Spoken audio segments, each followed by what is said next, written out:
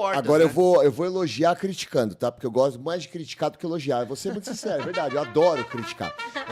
Então, a questão é a seguinte: se o Corinthians tivesse iniciado a temporada de 2024 com este elenco, o Corinthians não estaria passando pela situação que está. Isso é fato. O problema é, mais um ano o Corinthians começa a temporada, mano, contratando um monte de cabeça de bagre, sem planejamento nenhum, e aí chega no meio do ano, de forma desesperada, sai trazendo reforços, ou comprando reforços, ou trazendo jogadores para o time, para sair de uma situação incômoda. Até quando o Corinthians vai passar por isso? Até quando a torcida do Corinthians vai se sujeitar a aceitar isso? A passar sufoco todo ano? A conseguir sair de uma situação incômoda de um campeonato por conta de reforços no meio da temporada? O Corinthians quase foi campeão de uma Copa do Brasil com o Vitor Pereira fazendo isso. Mas é o certo fazer isso? Não é. O certo é você se planejar. O certo é você contratar no início do ano, porque aí você faz uma pré-temporada, você estrutura a sua equipe, você dá um voto de confiança ao seu técnico. Agora não. Corinthians sai fazendo um monte de lambança, meio do ano começa a consertar as lambanças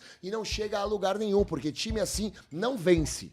A gente tá em agosto, desculpa, Sim, Nino. sim. A gente tá em agosto e é o terceiro técnico do Corinthians já, Então. esse ano.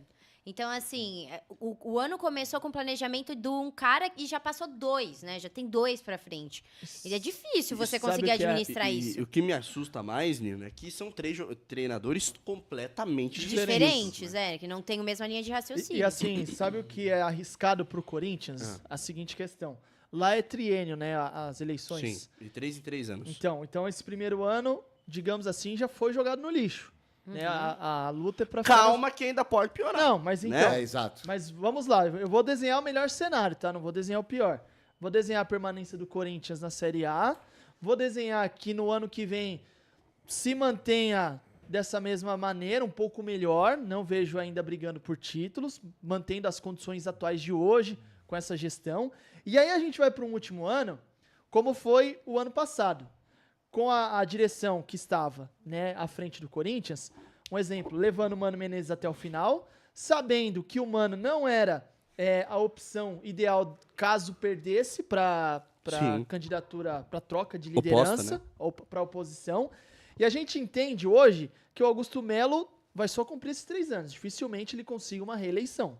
Então já vai mudar a diretoria do Corinthians novamente. E a gente sabe que nesses anos de transições, o técnico que está com a atual gestão, nem sempre é o preterido pela oposição. E aí o Corinthians vai remar de novo para um novo rumo. Você sabe o que mais me assusta em É cima isso que é disso? maluco, Não sabe? tem uma continuidade. Não, e a grande questão é, o Corinthians não tem oposição de qualidade. Eu lembro que eu trabalhava numa rádio, na época que estava aquela situação do Andrés voltar à presidência, e aí essa rádio que eu trabalhava tinha o Augusto Melo como a oposição mais forte e um cara que era sério, que faria com que o Corinthians melhorasse. E eu não conhecia muito a fundo o Augusto Melo. E aí quando surge o nome dele nessas eleições, eu falo, pô, acho que é uma boa. Eu lembro que eu escutei isso lá na rádio que eu trabalhava. E aí você pega, por exemplo, um debate político entre Augusto Melo e André Negão, foi uma das coisas mais horrorosas que eu já vi na minha vida. Então, aonde eu quero chegar? O Corinthians hoje não tem um cara que você fale assim, mano, esse cara pode ajudar o Corinthians. Esse cara pode resolver o Corinthians. Ou ele é do lado do Andrés, do Willian, André Negão, Mário Gobi e companhia, ou ele é da oposição e a oposição é fraca.